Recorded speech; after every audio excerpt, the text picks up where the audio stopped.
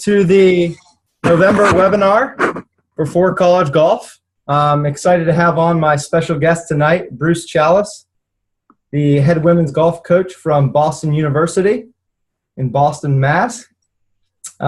Bruce is in his 8th season at BU, and I'm going to give you a little background on Bruce, and then we'll jump into things, and we'll get this webinar rolling.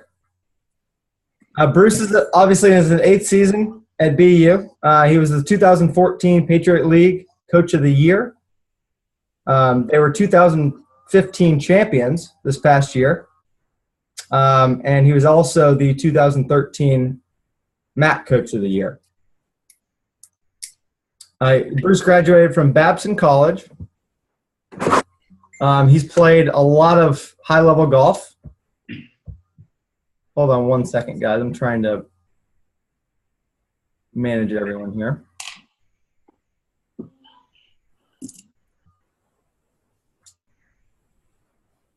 Sorry about that. Graduated from Babson College.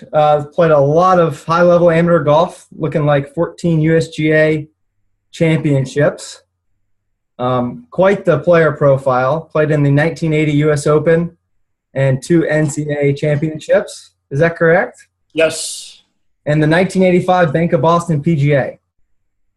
So we got a great gentleman in our hands tonight. Bruce actually reached out to me after my spot on XM Radio in February, and we developed a little relationship. And I have family ties and all kinds of friends up in Boston. So this has been a great little learning experience for me. And you know, if I were to say everyone on this call tonight, Bruce is coach on the men's side and the women's side as well, obviously. Everyone on this call tonight, if they can take away just one thing and ask Bruce one question to better benefit their games and themselves, you know, we'll consider tonight a success. So with further ado, I'd like to welcome Bruce Chalas. Thank you. Great to be here. Thanks for the invite. Yeah. Happy to chat with everyone tonight. Thanks for your time. And Bruce, just a quick question for you, actually an answer that I don't know. I saw somewhere that, so you're full-time in Boston. Do you actually commute from North Carolina? I actually do. I've been coaching at Boston University for 8 years and a lifelong Boston resident. And 6 years ago, my wife and I decided to move to Pinehurst, North Carolina. So I live in Pinehurst and I work at BU. It sounds a little strange, but it actually works great. That's incredible.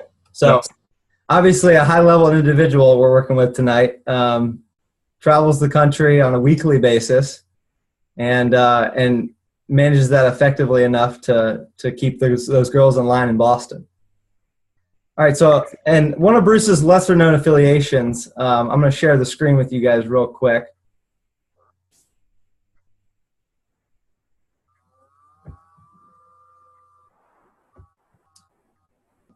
This is his profile on BU. If any of you guys want to check him out, this is the Boston University women's golf team. And Bruce, what's your mascot? The Terrier. The Terriers, that's right. I love it. All right, and anyways, what I was kind of getting to, one of Bruce's lesser-known affiliations, he's actually on staff for the golf camp for girls at Dartmouth College. An awesome camp. If you girls out there want to get involved, you know, we'll get better idea of how many girls versus guys are on this call in just a minute. As Bruce told me earlier, high academic profile girls with, you know, the drive, the commitment, and the golf games to come to a camp. You know, meet with coaches, discuss the recruiting process, and actually pursue golf in college. If you fit under any of that criteria, you know, I think golf camps for girls at Dartmouth College would be a great fit for you. Mike, it's a small camp that we run 2 small camps of 3 days each. We limit it to 12 girls. We limit it to 12 girls, and these are girls that are all high academic achieving girls who want to go to a great college and play golf in college. And we try to we help them along that process. Girls come from all over the world, and the reviews have been great. So the Dartmouth coach, Alex Cook, and I have a lot of fun running the camp. Yeah, it looks like you guys are playing pretty cool courses here from what I see. Yep, a lot of fun. Great stuff. And as scheduling goes, I see there's a camp that starts in late June, and there's also a camp number 2 in early August. Yes. Awesome. All right, guys, we'll kind of roll through here and dive right in. So I know we have 4 main topics we're going to talk about tonight on this webinar. And then we'll open it up for questions at the end.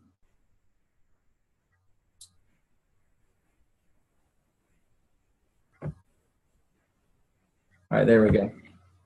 All right, first topic of the night, Bruce. I kind of want to talk differences between men's and women's golf. So you coached in both atmospheres for quite a while, is that right? Yes, I've coached a total of 16 years. I've actually coached 8 years of men and 8 years of women at this point. Wow, so you're perfectly balanced. Well, hopefully. And trending upward on the women's side. Yes, of course. That's awesome.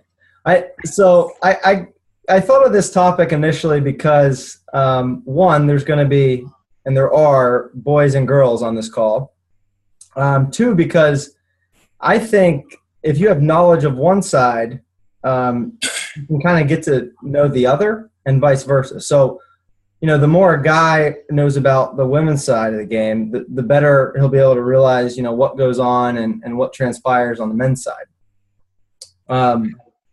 So just from first glance, and right off the top of your head, what are the main differences that you've seen between men's and women's collegiate golf?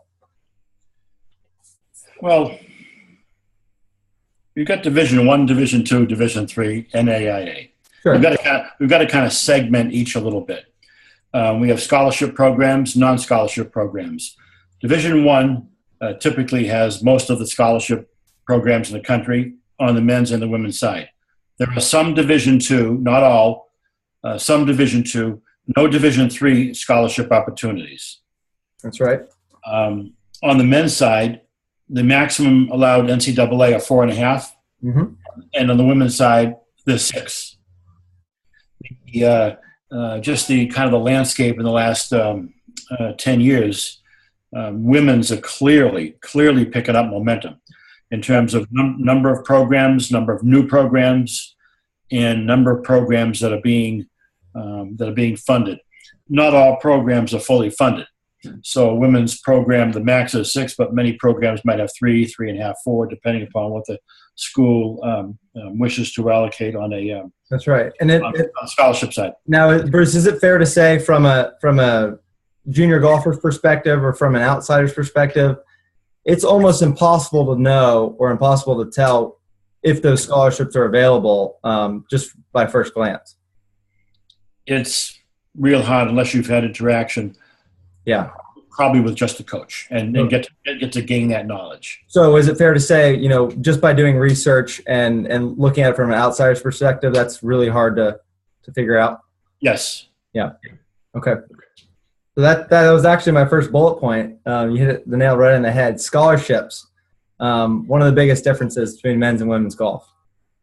So that's definitely something for you junior golfers out there to do research on and look for. And then Bruce, another topic of concern would probably be actually bringing that up with the coaches when the time is right. And we'll get into that more in depth later. But at first glance, when you're researching schools, what are some of the things you would look for if you were a prospective student athlete? Number one is always academics. You want to research and look and find a school where you want to study. Academics should always be first and not golf. You want to find a school that has the course load in areas that you're interested in studying. You want a city school. you want a school in the country? Do you want a big school? Do you want a small school? Do you want to commute? Do you want to live at school? These are things that you need to think about. The question is, does that school have the courses that you want to take? Do you enjoy that campus? Are you going to enjoy walking up and down the campus and going to the dining hall, going to the dorms, Sure. participating in SAC, participating in all the activities of the school? Because the question can be, suppose you get mono, suppose you sprain your wrist, suppose you don't play golf for that semester. Are you going to be happy at that school? And if the answer is no, that's probably the wrong spot for you. Right. Picking the school where happy is huge.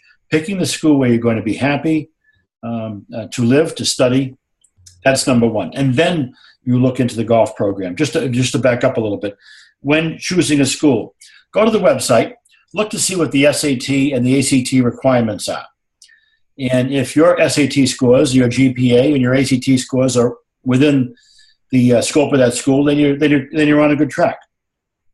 But if the SAT is 2,000 or more and you're 1,500, that might not be the spot for you.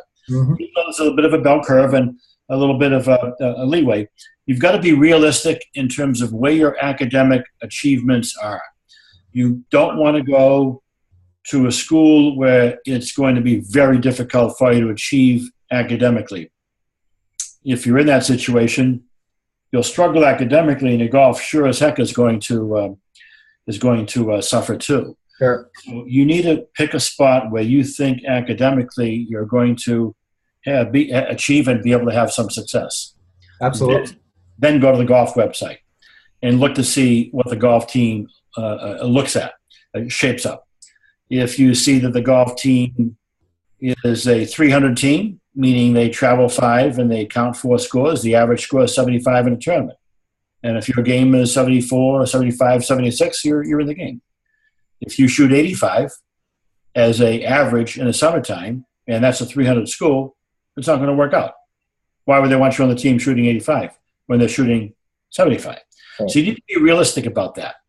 You need to be realistic on where your game is now, not where you think you want to be or can be or your goal is to get. Where are you now? And I see that quite frequently, that recruits might say, well, by next year my goal is to be. And my question to myself is, well, where are you now?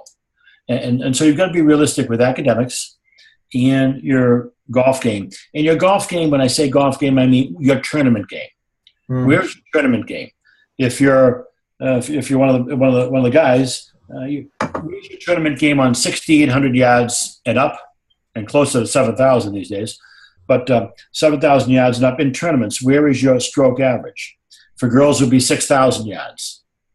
The tricky part becomes, especially on the girls' side, many high school prep schools playing 5,500 yards.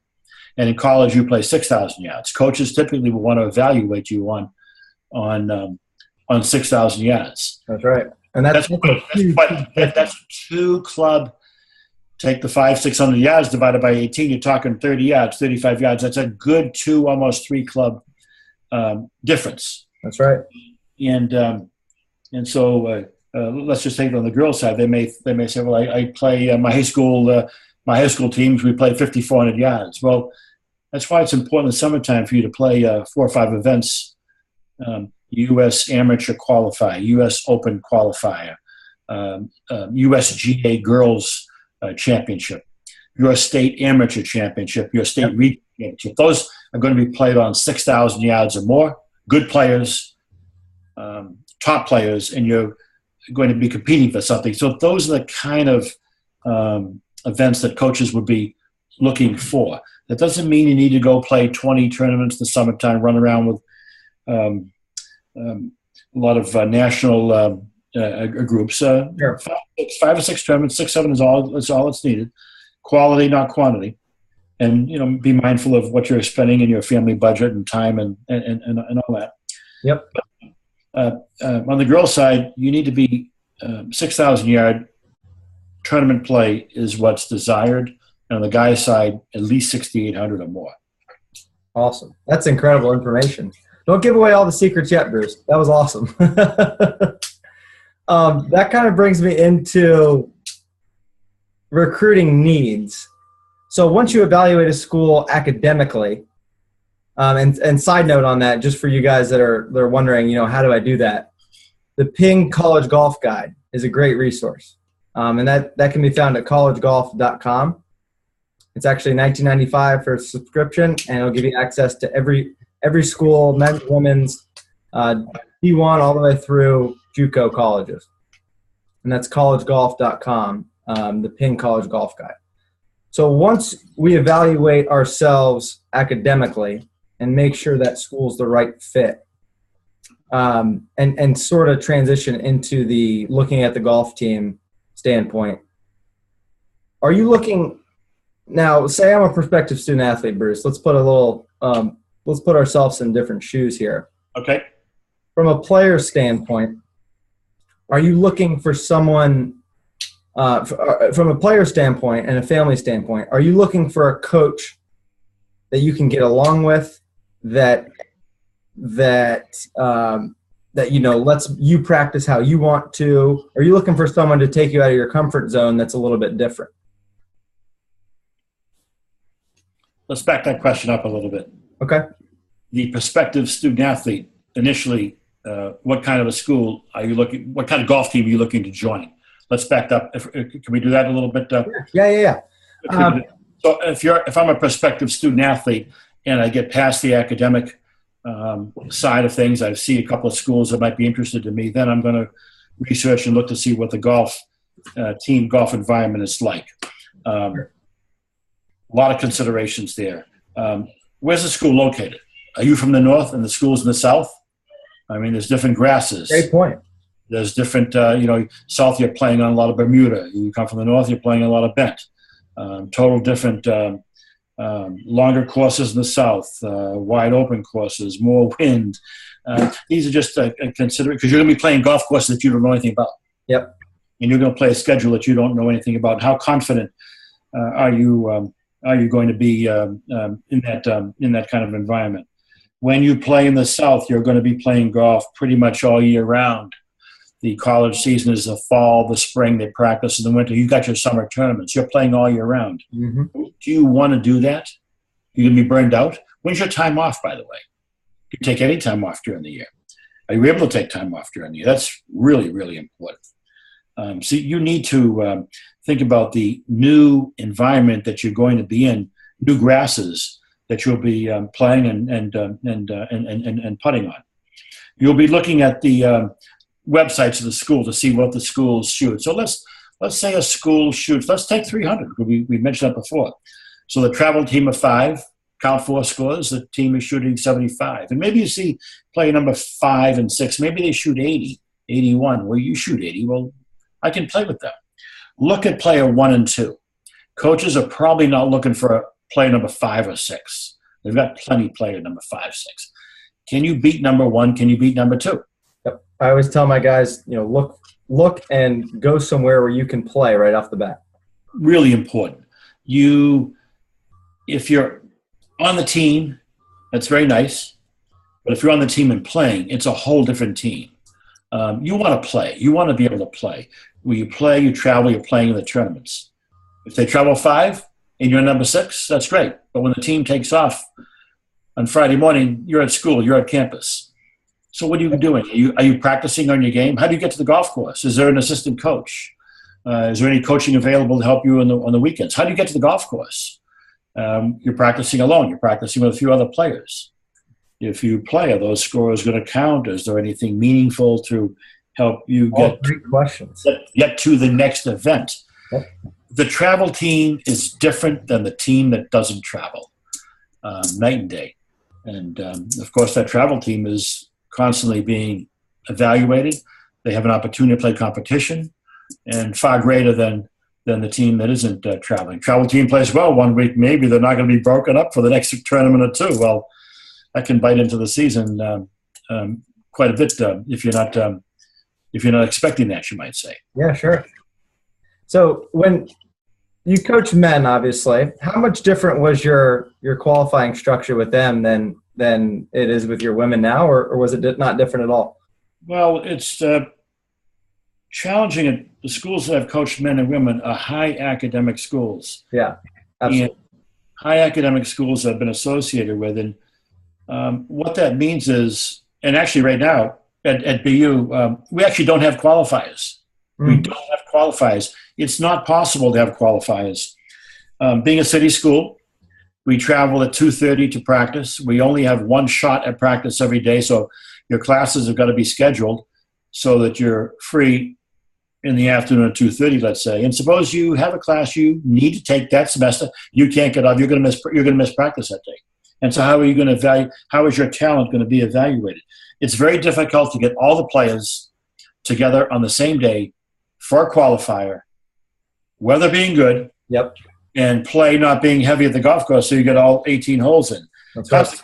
Consequently, it's very difficult for us to have formal qualifiers for each event. We have some, but it's really a challenge to be able to do that. Yeah, wow. Just hearing you talk, I'm learning more about women's golf as you speak. And also, at a high-level institution like BU. And also, by the way, you've got, let's say your top two players are shooting on our team, let's say 75 and 6 average scores that they shoot. Yeah. Well, maybe they've got a tough week at work, a tough week of academic work. Maybe they've been sick. I'm probably not going to want to risk them in a qualifier. I know they can play. I know they shoot good scores. On a down week where they've been, maybe they're not feeling well, which comes up frequently, and maybe they got a course load, which has prevented them from practicing that week. I want to bring the best players to the tournaments as frequently as I can. Absolutely.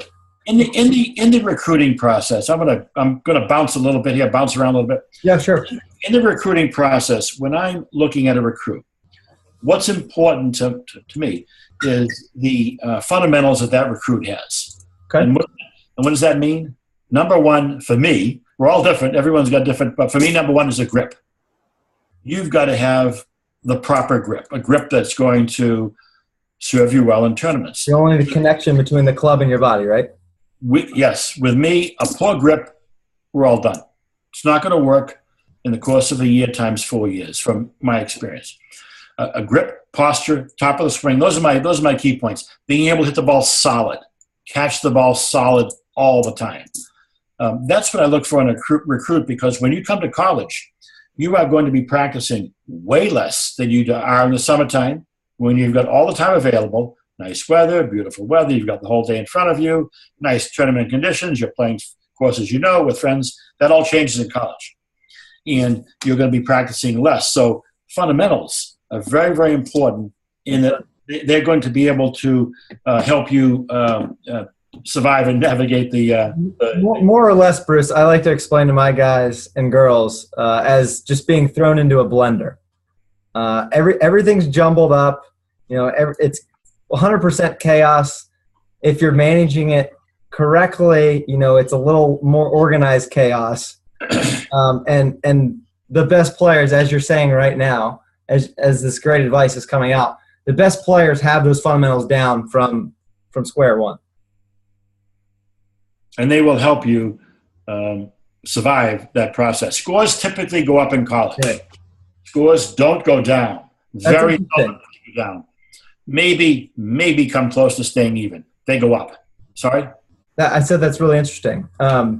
First, I want to go back and really get your take on qualifying. Do you not have a set way for qualifiers with your ladies? Summertime's important for me. So I know you work in the summertime and you have a job and you need to make money. That's good. You should be doing that. But in the summertime, what tournaments do you play? What did you shoot in the summertime?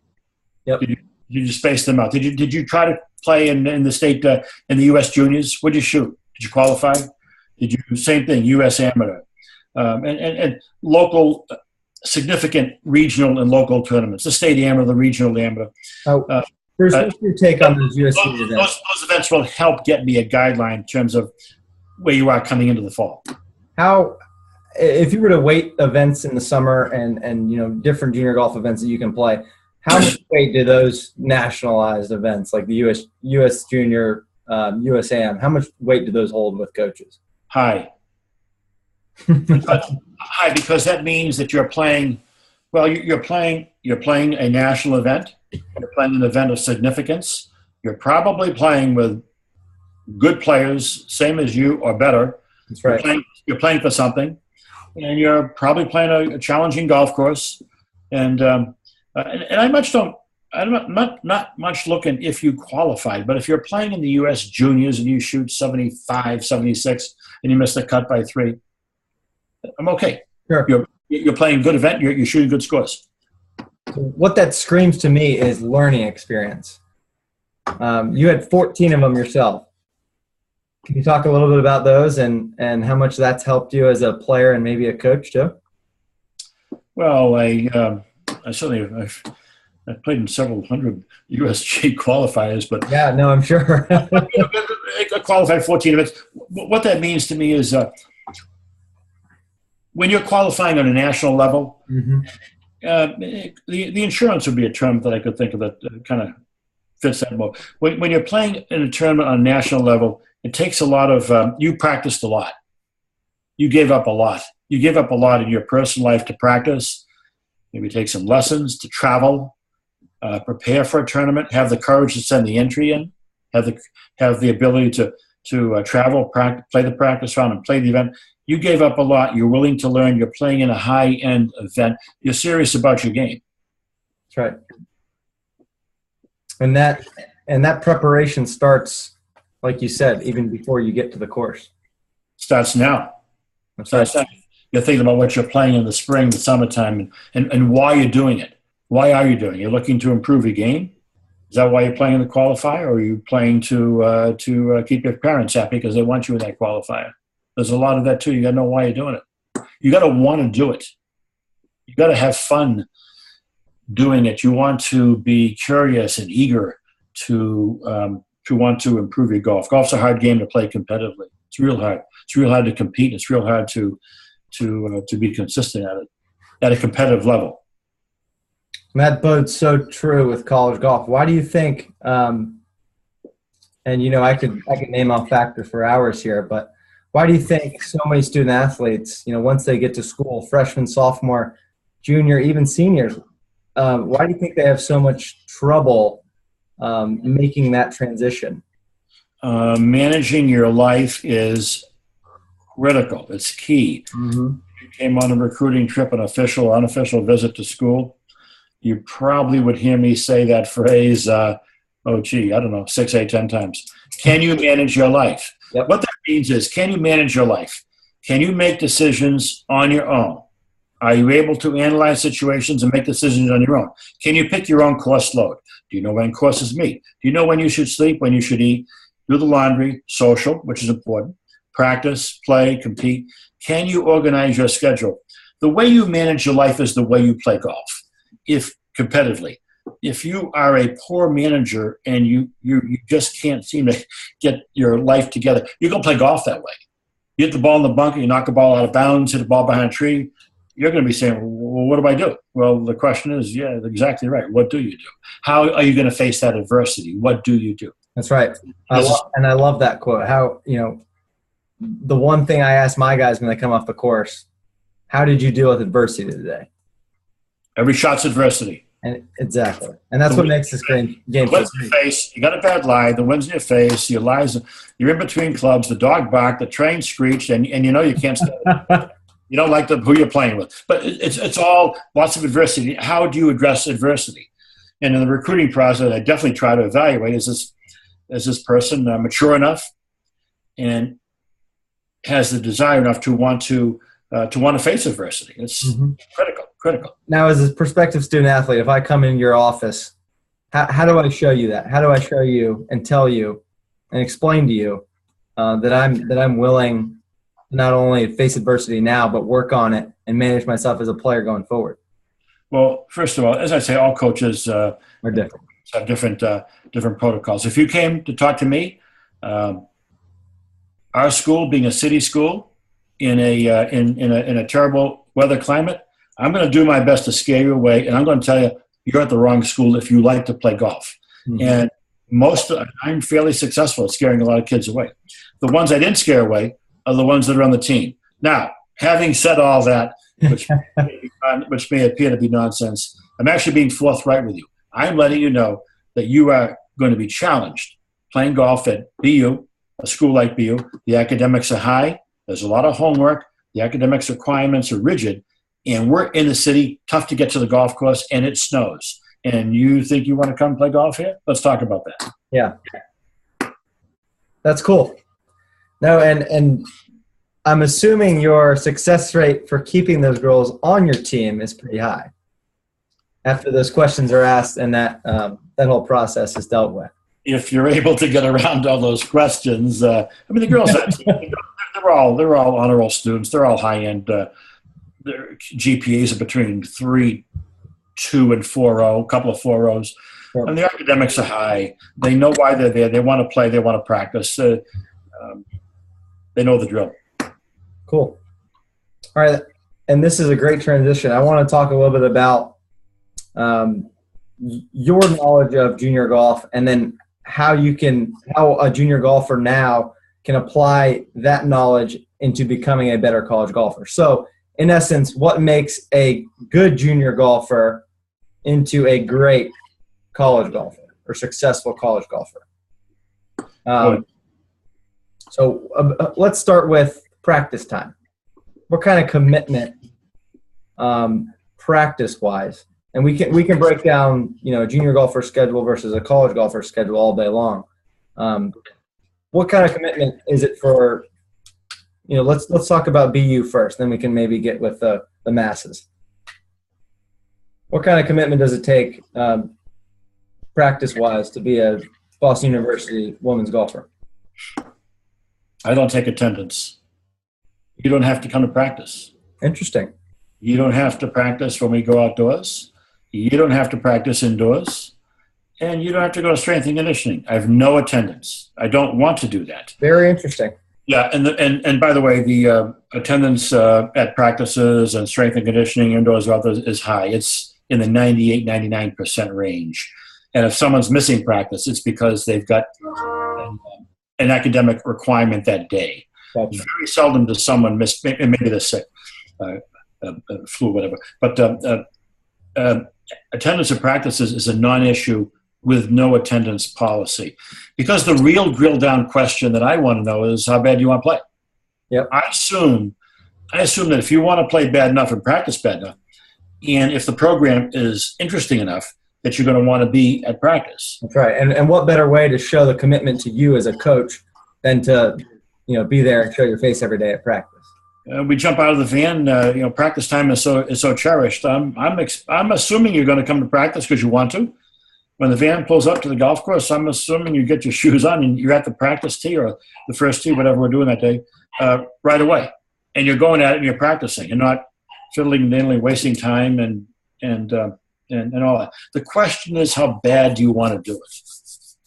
And that bodes true whether you're, a low-level D3 college golfer or a high-level D1 college golfer. Absolutely.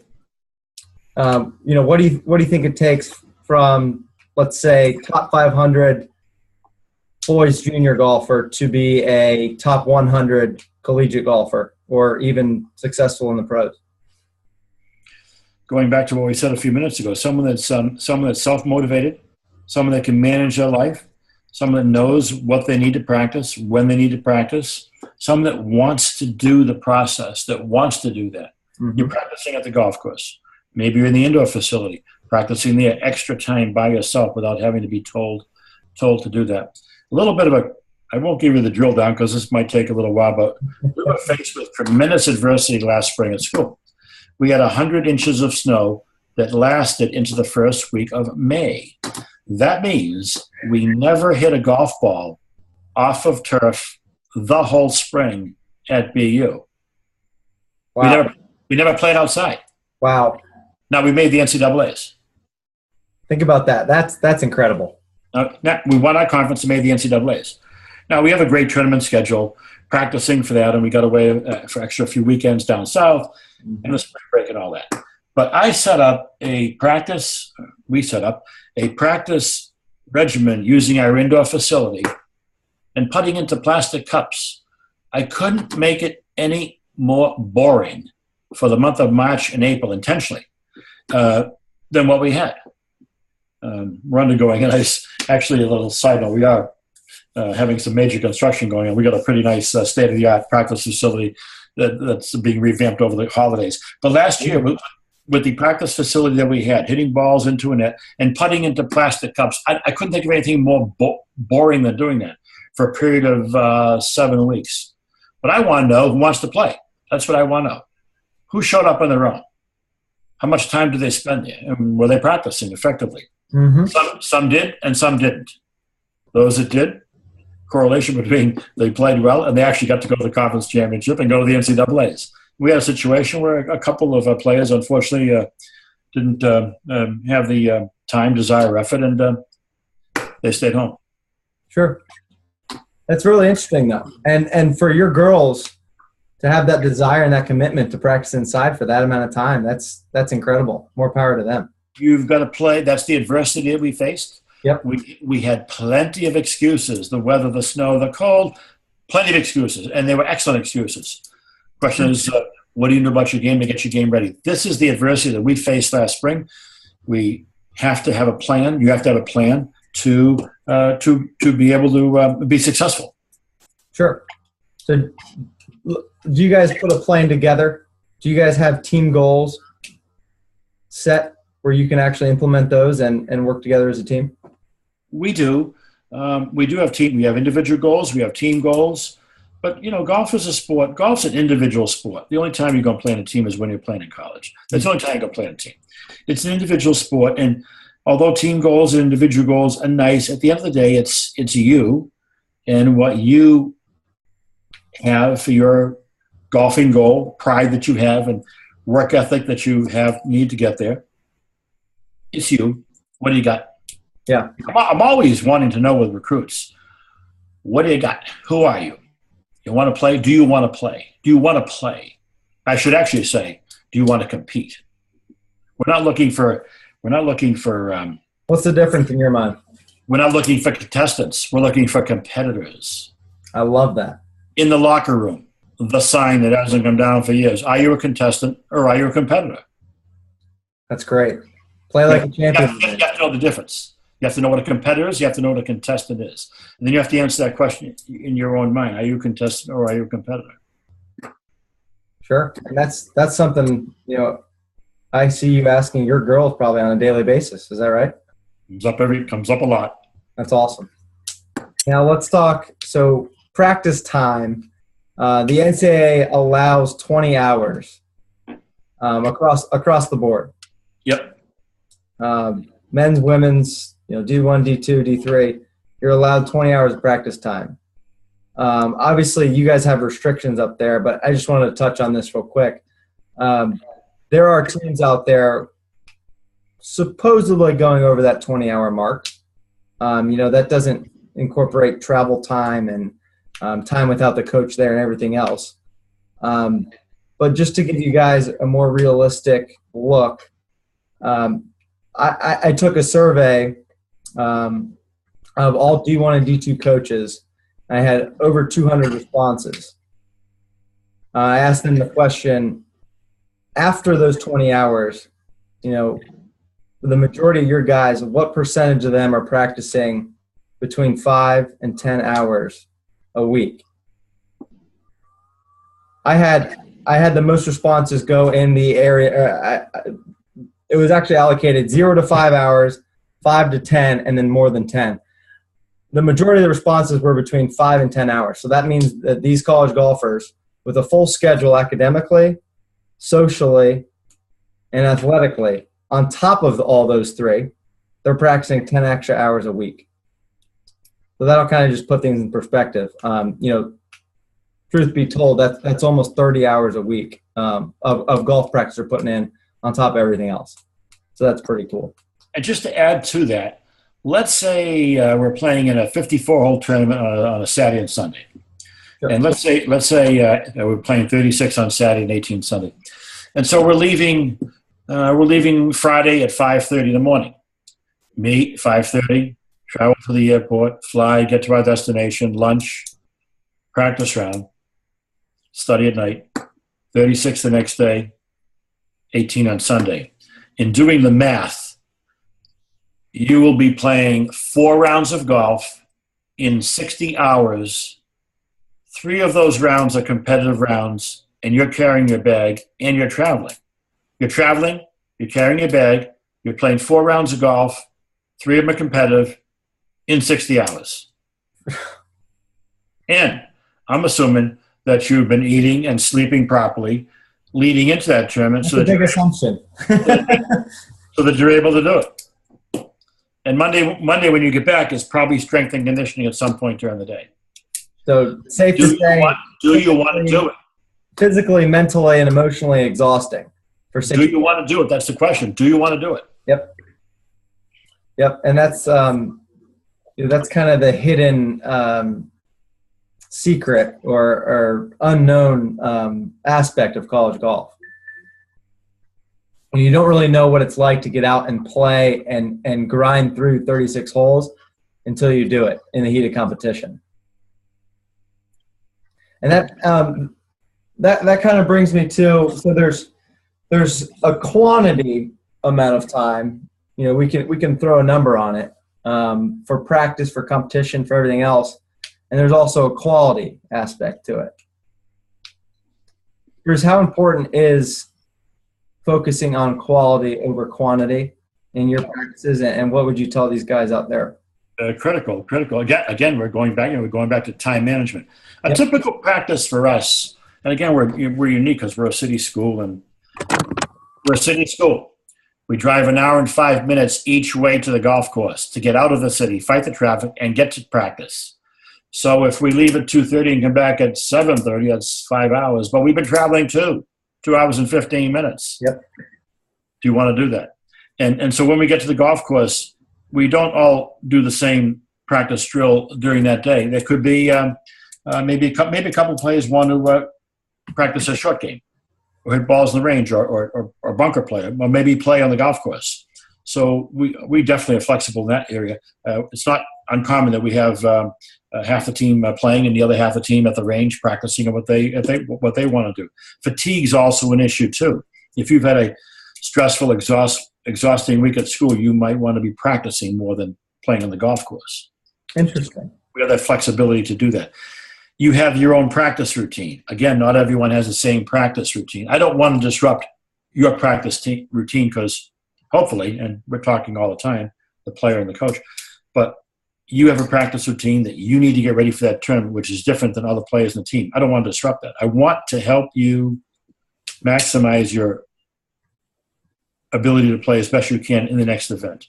Absolutely.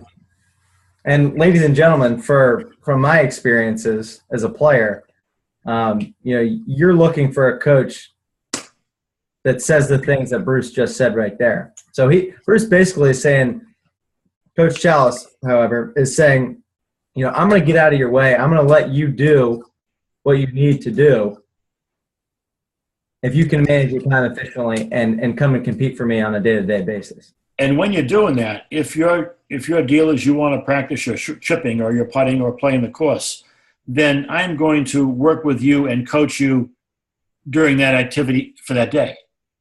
I may be working with you on your chipping or your pitching or your putting. We may be on the course and talking about situations, course management, preparation, which is obviously totally different than maybe people that are staying at and working on the range. But I'm going to work with you with what you say you've got to be doing that day. Again, it gets back to you. You've got to know your game. You've got to know your practice routine. You've got to know what helps you in your tournaments. I'll coach you from there. It lies on you. That's great. Organize your practice. You got to organize your play. The club's in your hand. I don't hit the ball. I help coach you, but you're the player. That's one way of developing confidence in your game, managing your game. You know how to handle your game. Being autonomous, and I think that's great from a player standpoint. It's a lot of weight on my shoulders with all those, all that chaos going on, but again, the ball's in my court, the accountability is on me, and if I'm hearing you right, and this is fair to say, you're kind of saying, here's the accountability.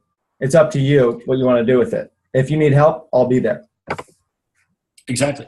That's awesome. I coach.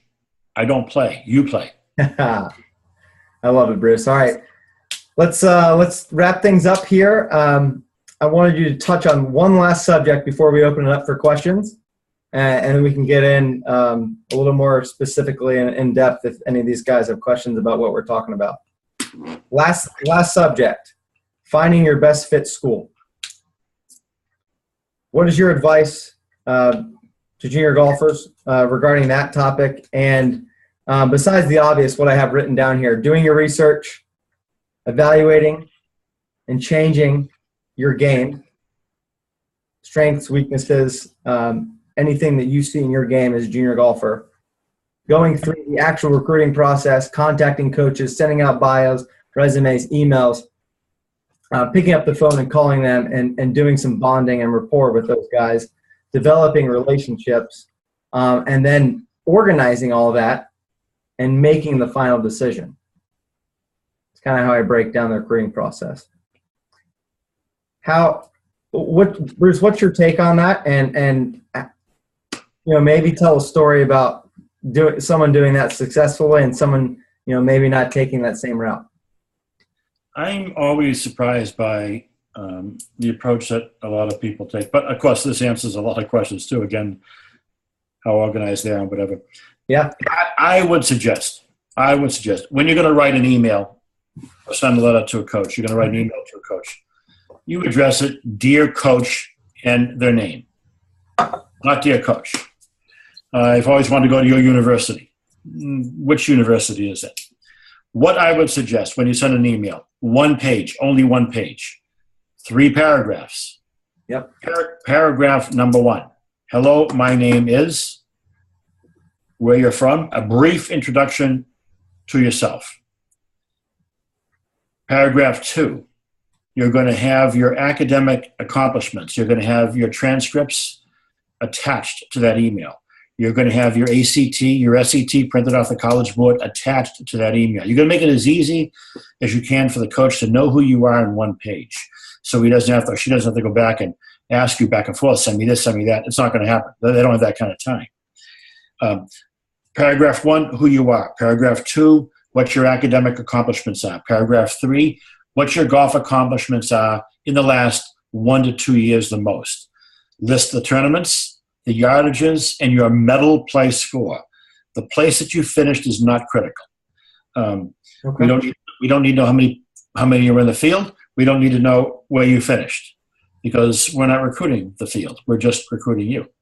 So in a short one-pager, you've identified who you are, what your academic achievements are, and your golf achievements. And you've got all those attached to that email. Your golf resume, your video, your ACT, your SAT, and your high school transcript. So you've got your whole life story in less than one page, and you've sent that to the coach. And you've told that coach in that paragraph why you want to go to that school. Mm-hmm. Nothing is more disheartening for me to hear, you're one of my top choices. You're in the top 3 or top 5 of my list of 20. Well, I don't like shopping. Let's all save time. Sure. I don't want to be one of your top 3. I'm looking for people who want to come here and not come here after maybe it hasn't worked out. Well, I qualify recruits in one of 3 ways: a yes, a no, and I'll think about it. The worst is not a no. The worst is I'll think about it. So if they don't know where they're going or where they're even trying to go, I would say that's even worse than being able to put that school aside and make it a non-qualifying school for them. That's great advice. The other piece of this advice is, how are you going to get it? How is the coach going to really know about your golf game? You send them a video, you send them scores. How's he going to really know? What most people do is play an exhausting tournament schedule, traveling the country, playing lots of events, spending a lot of money, and hoping to shoot good scores, and then hoping that the coach is attracted to that. Yep. 2 shortcuts to that can be, is the coach working at a camp during the summertime? Does he run a camp or does he work at a camp? If he's at a 3-day camp, you may consider going to that camp. You now are spending 3 full days in front of that coach, getting to know him or her, and they get to know you. They see a golf game. What better opportunity would there be for you to introduce yourself to a coach? I mean, we do that at Dartmouth with the girls' golf camp. I mean, we don't do it, but half the girls that show up are doing it for that purpose of getting, which I think is smart on that part to do that. The other way to do it is if you're able to find a tournament close to the coach, close to that school. Mm-hmm. And coach, I'm going to be playing in the event that's down the street from you in July. Any chance you can come watch me play? And if that's the case, that's a wonderful opportunity for the coach to watch you play. Most coaches can tell quick. They can tell if you can play, and they don't need you to be playing 20 events in the summertime like that. Sure. No, that completely makes sense. You need to develop a personal relationship with that coach. You know the coach knows you. You need to have a personal relationship rather than just mindlessly sending in emails which are going to be stacked. Absolutely. Who are you? Who are you? You got to answer that question. Who are you? That gets brought up a lot. Yep. Well, that's wonderful stuff, Bruce. And that all ties into the ultimate decision making, finding your best fit school. But I appreciate your insight. I'm going to end the recording for our November webinar. Thanks for coming on, Bruce. And I will. I had a lot of fun. Thank you.